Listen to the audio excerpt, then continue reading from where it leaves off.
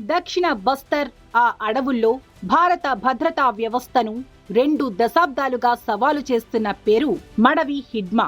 55 హిడ్మా మావోయిస్టుల అత్యంత ప్రమాదకరమైన బెటాలియన్ 1 కమాండర్. అతడి పేరు వినగానే సిఆర్పిఎఫ్ దగ్గర నుంచి స్థానిక పోలీస్ వరకు ఒక్క క్షణం నిశ్శబ్దం నెలకొంటుంది.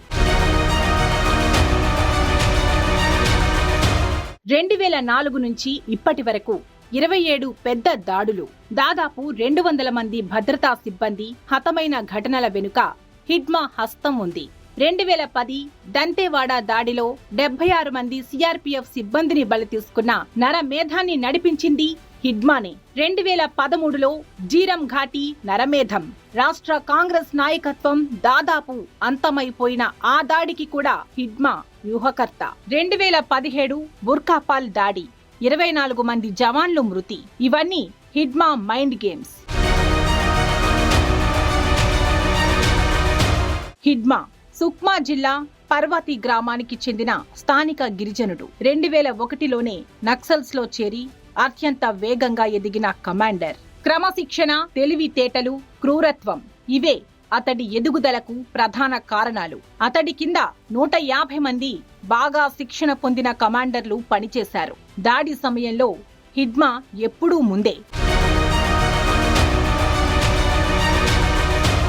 ఏప్రిల్ 2 అతడి ఆచూకీతో 2000 మంది భద్రతా సిబ్బంది, సిఆర్పిఎఫ్, కోబ్రా, ఎస్టీఎఫ్, డిఆర్జీ కలిసి భారీ ఆపరేషన్ ప్రారంభించారు. కానీ టేకులగూడెం వద్ద మళ్లీ హిడ్మానే ముందుండి చేసిన దాడి వల్ల భారీ నష్టం జరిగింది. అతడిని పట్టుకోవడం ఎందుకంత కష్టం?